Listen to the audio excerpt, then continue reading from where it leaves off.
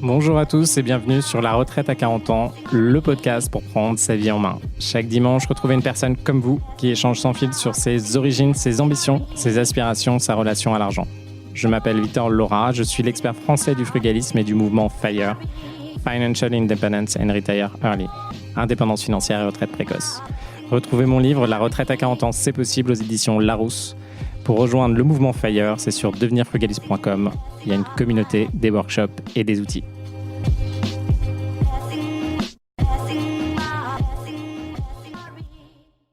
Bonjour à tous et bienvenue dans un nouvel épisode de La Retraite à 40 ans. Aujourd'hui, on est parti, on va parler des travaux et comment ne pas se ruiner, surtout éviter certains types de travaux. Vous allez voir, ça va être très intéressant et surtout respectez ça parce qu'au début, on se trompe assez souvent. Petit élément pour vous dire qu'on se retrouve ce soir au Drinkfire, donc c'est le dernier vendredi de chaque mois, c'est dans le 15e au 9 Place Jacques Marette, à Georges XV, mon ancien espace de coworking que j'ai vendu. On se retrouve, on est entre 50 et 200, ça dépend des moments, et c'est simplement on échange entre nous, on se rencontre et vous allez pouvoir parler d'IMO, vous allez pouvoir parler de crypto, vous allez pouvoir parler de business, de reprise. Bref, c'est très sympa, c'est casual, c'est le moment de rencontrer des potes investisseurs, c'est ce qui va vous permettre d'avancer plus loin. Vous avez toutes les informations sur le groupe Meetup. Et on se retrouve à ce moment-là. Alors, les travaux, on me pose souvent la question, c'est est-ce que je dois faire les travaux? Est-ce que je dois réhabiliter? Regarde, j'ai cet endroit sous les combles, je peux faire 2 appartements. Regarde, j'ai un immeuble et j'ai ce local commercial que je peux convertir en appartement. Ou sinon, regarde, j'ai acheté un appartement, il y a des caves en dessous, je peux les réunir et je peux en faire et je peux gagner beaucoup plus d'argent. Alors, déjà, le premier biais qu'on a, c'est simplement de croire, vu qu'on voit une opportunité, on a l'impression que c'est fantastique et on a l'impression que c'est une opportunité et on peut y aller carrément et on peut faire des opérations qui cartonnent. La réalité n'est pas exactement ça. Alors moi, ce que je vous encourage à faire comme d'habitude, c'est qu'on va devoir recalculer est-ce que ça vaut le coup de faire ces investissements ou pas. C'est pas parce que vous avez des combles fantastiques qu'on peut créer 3 appartements et qu'on va vous dire oui, regardez, vous créez 3 appartements qui vont être loués 500 € chacun, vous allez gagner 1500 € en plus. Ça, potentiellement, c'est vrai, mais encore une fois, c'est à vérifier. Mais par contre, ce que vous devez réaliser, c'est est-ce que c'est réellement rentable? Et comment on fait ça? On refait notre calcul. Donc, il y a deux aspects pour calculer la rentabilité, ou du moins, il y a 2 visions de la rentabilité. Enfin, il y en a plein, mais nous, on va parler de 2 ici. La première, c'est on va recalculer les cash flows concrets liés seulement à ces travaux d'un côté. Donc les cash flows, encore une fois, c'est l'excédent de trésorerie. Donc comment on fait ça? On va simplement du coup faire un budget pour l'ensemble des travaux, donc vraiment faire un budget pour les travaux avec tout ce que ça incombe. Donc attention, quand vous faites des combes, quand vous faites des logements supplémentaires, regardez bien d'un point de vue déclaration, d'un point de vue déclaratif aux mairies. Faites tout le budget pour faire ces travaux-là. Donc un bon devis avec les artisans que vous connaissez pour vérifier que ça fonctionne. Attention, comme d'habitude, arrivée d'eau et attention à l'électricité et attention au compteur quand vous allez faire ce type de boulot. Donc ça dépend quel est le chantier que vous avez à faire dans votre immeuble. Mais dès que vous commencez à toucher à créer des logements supplémentaires, il y a souvent problématique d'électricité et problématique d'eau et problématique d'accès aussi. Regardez avec les mairies si vous avez besoin de faire des places de parking supplémentaires. Ça, c'est des petits trucs à côté. Mais disons qu'on fait un devis de travaux. Que le devis de travaux, il est à 100 000 € pour créer 3 logements et que vous allez vous en sortir. Ces 3 logements, ils vont être loués à 1500 €. Là, on va avoir du coup, on va calculer le cash flow, donc on va avoir 1500 € par mois. On va recalculer avec ces 100 000 € de travaux combien ça génère de charges supplémentaires en termes de mensualité d'emprunt. Donc, on va emprunter la totalité des travaux sur la période qui est la période de votre emprunt classique pour acheter immeuble, donc 20 ans.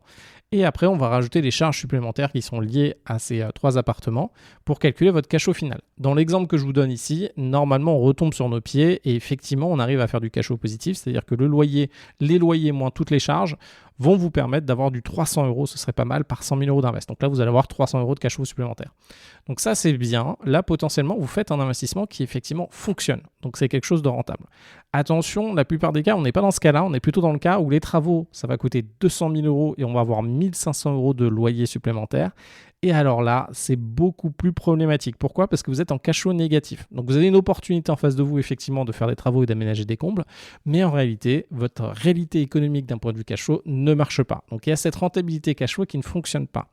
Deuxième rentabilité à prendre en compte, c'est ce qui s'appelle le TRI, c'est le taux de rendement interne sur votre investissement total. Là, ce qu'on va faire, c'est qu'on va effectivement calculer les cash flows supplémentaires. Donc on va refaire exactement la même chose que ce qu'on a fait maintenant. On va prendre les travaux, on va prendre les cash flows, on va calculer le TRI, donc on va mettre moins les travaux au début ou moins les dépenses au début, on va remettre tous les cash flows chaque année et on va dire ok, on va revendre par exemple dans 20 ans le bien immobilier. Et là, on va voir ces 3 appartements supplémentaires et là, attention, c'est très dur d'avoir une vision honnête là-dessus, combien ils vont vous faire gagner d'argent supplémentaire à la revente.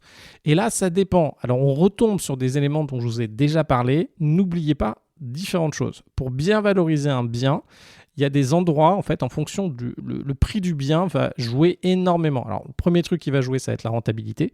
Donc, est-ce que vos appartements supplémentaires rajoutent de la rentabilité? Parce qu'il y a de fortes chances, quand vous vendez quelque chose, c'est de vous dire, OK, à qui je le vends et quel est l'intérêt de la personne de m'acheter ça? Si vous avez un immeuble, il y a de grandes chances que vous revendiez à des investisseurs. Les investisseurs, il y a de grandes chances qu'ils achètent ça avec de la dette. On se rappelle du contexte, donc il faut qu'ils puissent avoir de la dette pas chère et il faut qu'ils puissent s'en sortir avec du cash flow qui va être à peu près le même cash flow que vous. Donc déjà, d'avoir rajouté les appartements supplémentaires, si ça ne rajoute pas du cash flow, alors à la revente, normalement, ça rajoutera un peu de cash flow, donc normalement, ça devrait augmenter un petit peu la valeur du bien, mais attention, vous avez les travaux qui ont été mis en face. Deuxième élément, attention si vous êtes dans une gamme de prix. Vous pouvez penser aux voitures, vous pouvez penser aux ordinateurs, vous pouvez penser aux restaurants. Chaque chose a une gamme de prix pour attirer une population. Vous le voyez très bien quand vous avez des appartements à mettre en location. Si vous louez votre appartement 1000 €, vous avez une demande par semaine. Vous le louez 800 ou 900, vous avez 10 demandes par semaine. Et là, il y a un véritable changement si vous vous rendez compte que le marché est plutôt dans les 900 € par semaine. Sachant que la demande par semaine que vous avez en essayant de louer à 1000 € en fait se concrétise jamais. Donc attention à ça, c'est la même chose dans l'immobilier. Il y a de la même façon sur les prix des grands appartements, on peut regarder ça à Paris, les transactions qui sont à plus de 3 millions à Paris, j'aimerais bien les retrouver, je crois qu'il n'y en a que 3 par an, il n'y a que 3 appartements de plus de 3 millions qui sont vendus à Paris, un truc comme ça, à l'époque c'était ça, en tout cas c'est ce que j'ai entendu et je crois que j'avais vérifié c'était ça, c'est pour vous dire qu'il y a des gammes de prix où en fait les appartements partent peu, alors que les appartements à 1 million € à Paris, il doit y en avoir beaucoup de transactions chaque année. Donc la problématique que vous allez avoir, c'est de vous dire, ok, là aujourd'hui j'ai acheté mon immeuble par exemple 250 000 €, j'ai rajouté 200 000 € de travaux, donc je vais tomber dans une gamme d'immeubles qui sera proche des 500 000 €. Alors avec les frais de notaire, etc., on va taper les 500, presque les 600 000 € en totalité. Ben là, vous adressez à des gammes d'investisseurs, il y en a beaucoup moins qui pourront se positionner. Donc même si votre bien est rentable, la problématique, c'est que personne ne pourra vous l'acheter. C'est comme des boîtes. Aujourd'hui, vous avez une boîte qui est très rentable, mais vous voulez la vendre 10 millions d'euros, il y a beaucoup moins de gens que si vous avez une boîte qui est à peu près rentable, que vous vendez 700 000 €. Il y aura beaucoup moins de gens à 10 millions d'euros. Donc attention à ce que vous faites et attention à ce changement de gamme de prix. Votre TRI, du coup, vous allez pouvoir, et ne survalorisez pas votre prix de vente de biens. Rappelez-vous ici, ne faites pas comme vous allez le voir quand vous allez acheter, alors je pense que ça vous est déjà arrivé, des appartements, des maisons, etc. Où les personnes vont dire, ah bah attendez, moi...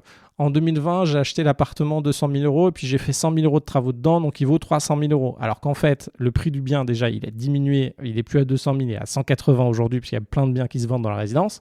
Et deuxièmement, en fait, les 100 000 € de travaux que le gars a fait, c'est un truc qui ne sert à rien. Il a mis des trucs boisés, des machins que vous n'allez absolument pas pouvoir valoriser. Donc en fait, ça vaut rien. En fait, lui, le gars, donc il doit partir de sa tête où ça vaut 300 000 € son bien. Ah, en fait, non, ça vaut 180. Donc là, attention, il y a quand même cette notion-là. Ne vous retrouvez pas à la position de ces personnes qui font ces gros travaux. On se retrouve très vite embarqué là-dedans. Hein. C'est très vite. En fait, d'un point de vue factuel aujourd'hui, je pense que ceux qui m'écoutent, vous vous rendez compte que c'est quelque chose de très logique et qui n'est pas... et que vous dites, OK, je ne vais pas faire l'erreur. Mais c'est comme d'habitude, une fois qu'on met le doigt dans l'engrenage, on peut se retrouver à faire des trucs, on pense que c'est absurde, mais on se retrouve dedans. Donc c'est la même chose. C'est comme quand vous commencez à fumer au début, vous dites, OK, c'est totalement absurde. Et puis au fur et à mesure, je ne sais pas pourquoi, vous fumez une cigarette et pas vous retrouverez à fumer. C'est pareil pour l'alcool, c'est pareil pour le sucre, c'est pareil pour tous les trucs qui vous emmènent là-dedans. C'est pareil pour les travaux. Il y a un moment où vous dites, OK, je ne vais pas faire ça. Puis finalement, vous vous dites, ah tiens, j'ai quand même acheté un bête d'appart, ce serait bien de faire un truc sympa. Et vous vous lancez là-dedans. Et à la fin, quand vous allez refaire la revente, vous dites, ah ouais, merde, en fait, je suis retombé dans le système classique. Donc oui, ça arrive. Donc attention à vous là-dessus. Pour votre TRI, du coup, ne maximisez pas le prix de vente, n'en faites pas quelque chose de totalement déraisonnable et surtout, assurez-vous que vous avez bien fait les bons travaux pour bien vendre les biens. Une fois que vous avez ça, recalculez le TRI. Et quand vous recalculez votre TRI, vérifiez si vous avez réellement augmenté votre rentabilité sur le bien. Donc voilà tout ce qu'il faut faire pour ne pas se ruiner avec les travaux. Attention Attention, certains travaux, repensez bien au cash flow, repensez à la rentabilité. Il vaut mieux avoir un local non exploité qu'avoir un local où vous refaites des travaux et en fait ça ne fonctionne pas. Pareil pour ce qui est sous les combles, en fait il y a plein d'endroits, ça ne vaut pas le coup. Et rappelez-vous, il y a plein d'endroits en France où le prix des travaux, voire de la construction, est trop cher par rapport au prix de cession. Et c'était pour ça qu'on avait fait tout ce qui était Pinel à un moment. Vous vous rappelez, le Pinel, c'était de permettre de financer des logements neufs en faisant des économies d'impôts pour ceux qui finançaient ça. Et pourquoi ça a existé ? Parce que simplement, des appartements, par exemple à Carcassonne, vous allez le construire, ça va vous coûter 1500 à 2000 euros la construction. Vous voulez revendre ça, ça va être revendu, je sais pas, 700 euros du mètre carré. Peut-être, on va regarder ça. J'ai pu regarder Carcassonne depuis longtemps. Carcassonne, prix mètre carré. Carcassonne, prix mètre carré. Les prix de Carcassonne, aujourd'hui, c'est entre 846 et 2430 les prix au mètre carré de Carcassonne. Donc attention quand vous regardez ces zones où en fait le prix de la construction, le prix des travaux, c'est plus élevé que finalement les prix des biens en tant que tels que vous pouvez acheter. Et bien voilà, je vous souhaite une très bonne journée. N'hésitez pas à venir au Drinkfire, franchement c'est très sympa pour tous ceux qui sont en région parisienne. Donc c'est au 9 Place Jacques Marais dans le 15e à partir de 19h jusqu'à 23h. Et je vous dis à très vite.